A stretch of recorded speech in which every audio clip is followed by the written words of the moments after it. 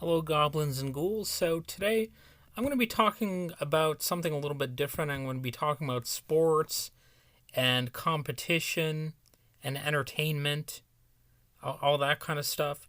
So, I don't particularly like sports, but I think we all like to dominate in one sense or another. And most people do have some sort of competitive edge, and that's probably part of both human nature and, I suppose you might say, animal nature. Nobody wants to be like the at the bottom rung, so to speak. I think we also like distraction or entertainment, and to add a layer of abstraction between the world as it truly is and ourselves. We want to feel distance from our problems to some degree, like there is a layer of protection and that we can be insulated from them. And basically, we can make life, we can make it all seem like a game at times. And at the end of the day, I think, distraction and entertainment and all that kind of stuff, it does serve some positive roles. I'm not one of those people who's like, oh, I only see it as a negative. I do think, like, if you don't take some time to unwind and relax, you know, you you're just gonna get sunk. It's gonna the world will probably eat you alive. It'll be overwhelming and all that kind of stuff. Now, I do understand that some people, they don't even have it as an option to take any time out of their day to relax and all that kind of stuff. And oddly enough, one of the reasons those people get by is because they don't even have the option to, like, take that time and look at the day. They're too busy working or too busy just trying to survive or whatever, that they don't really consider, like, the horrors of the world anyway. And so it almost doesn't even count if you're like that busy and you're struggling that hard. But if you're like a regular person who is not a constant workaholic, or their life isn't a constant hell, there's something uniquely hellish about, like, being able to come home after work and not getting a break from the grueling and often just mind-numbing reality that is, working for somebody else or whatever. And I think at the end of the day, you want to kick the shoes off, put the feet up, and maybe watch the sports game, or whatever the hell, watch a movie. Instead of saying, yes, I am taking that position in order to make a point on an issue, sometimes, we'll turn politics in a game and we'll see it as, I am taking this position because it's against the other team, when it comes to some dumbass partisan politics. And I think anyone can do this. You know what I mean? Like, we turn life into a game. It's no longer just about uh, facts or philosophy. It's about my team's number one. you know, uh, it just becomes stupid. I think a lot of us are encouraged to see life as a sport or a game, and we all too often adopt that approach uh, to life and living. I do myself sometimes. I mean, if the shoe fits, we tend to wear it. Thanks to the internet, we can all share our experiences, our grievances, etc. on a public platform, which has really only amplified the phenomenon of, being on a team or a side. And it's made it weirder and potentially deadlier in some ways, too. Um, so I cannot deny that some people's antics, without being particular, are potentially highly entertaining. But, we get too easily distracted from the fact that, people are actually real, and how we treat them actually has some significance. And if there's that layer of abstraction and we see it as just a game, you know, are we really that much better than the person that we're ridiculing? You know what I'm saying? The problem is, of course, life is not just about entertainment. Sometimes you can say you cannot be serious and actually mean it. Sometimes that's a core part of life. As much as I enjoy entertaining and funny things, I'm glad that I'm not always distracted by frivolous things or even nice things. And, sometimes I'm able to look at serious issues in a serious way. So, coming back to the main point, do I hate sports? Do I hate fun and entertainment in general? No.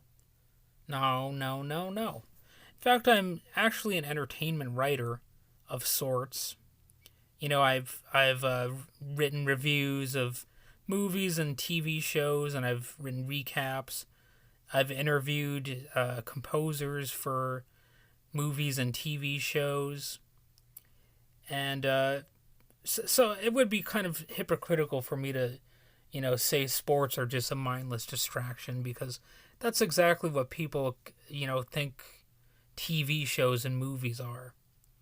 In my defense, though, I think books, movies, music, TV shows, and art allow for more challenging thoughts and ideas than sports do, which is partly why I always gravitated in that direction. I'd rather pick up a guitar than, I don't know, a football or a basketball or a hockey stick, I guess. Maybe I should have said hockey stick first. That's more guitar-like. But anyway, you get my point.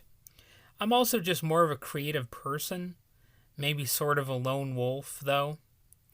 And I'm not really a team player who's into following rules and stuff. So that's a bit why I'm not really much into sports. I just don't really like rules as much as some people seem to. And it's not like I can't follow rules. It's not like I'm an edgy rebel. But I think sports are just too conformist for me to really get that much into them. And to be fair, I have seen sports live, and in my experience, they're considerably easier to enjoy that way.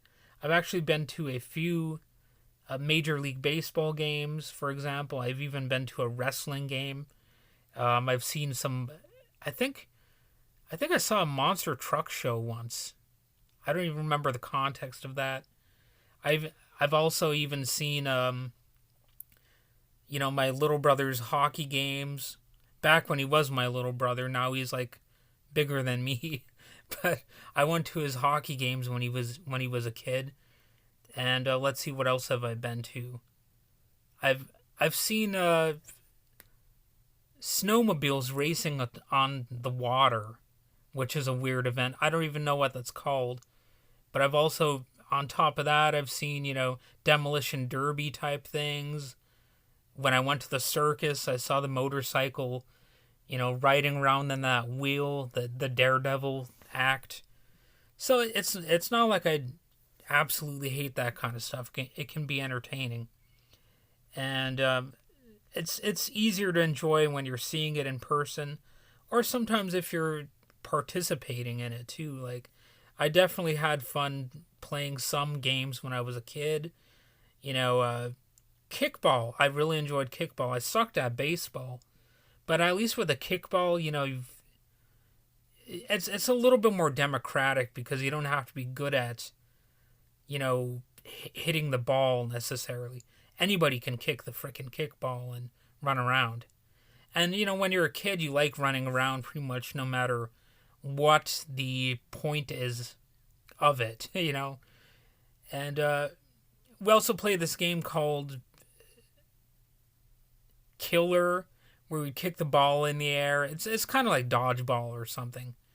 But I did that kind of stuff when I was younger, and I had a good time with it when I was a kid. So there are probably ways to make me enjoy something like basketball, even if I don't really get excited for the NBA finals or whatever, or if I barely even know what defense entails. You know what I'm saying? Um, they always do these like chants like defense or whatever. Oh yeah, that's another thing. I'd be attracted to the cheerleaders too, if you want to make it pervy. But anyway, when I look at the events of history and I take a good look at the events of today, I can say with certainty that focusing so much attention on sports as they're presently practiced is not really the way to shape the future. I think that art in general helps people to better cope with an actual crisis, be it a personal crisis or even a social one. And, sports is just maybe it helps you let off some steam, but it doesn't really do for people that same thing that music does. You don't have. I don't think intellectual is exactly the right word because most songs aren't particularly intellectual based, but I do think you get a little bit more thought out of it, and more thought gets put into it a lot of the time. Anyway, let's see. Where was I? Okay.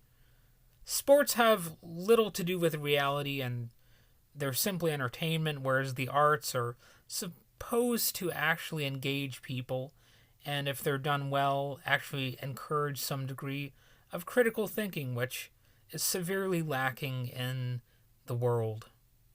It really is.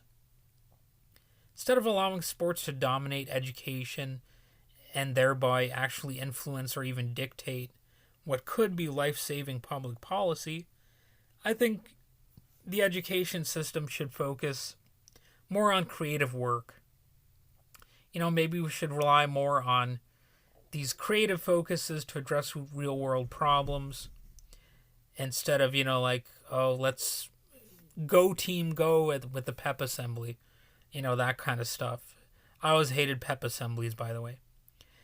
After all, so many of these people who are focused on sports get upset when athletes try to politicize anything, and that's kind of a bad sign. It's like a sign that sports is intended for distraction. And to be fair, though, you have plenty of dummies who say the same thing about any sort of artist. Shut up and dribble has also become shut up and play your guitar or whatever. And, a lot of people don't want music or art to be political at all or what have you. But at the end of the day, you have to be able to expect some of these musicians to occasionally make statements, or actors, or, whatever person we're talking about. That being said, people should be a little bit political about sports sometimes because actual human beings are involved and the economy and social resources and so on. In fact, the campaign slogan for the new stadium for the San Francisco 49ers was "Build the stadium, create the jobs." So basically, by their own admission, it was a matter of public policy. So are people supposed to look at that and never treat these things as issues of any kind? I don't think so. Like when you're actually diverting resources into building sports stadiums, it becomes an issue for people to talk about.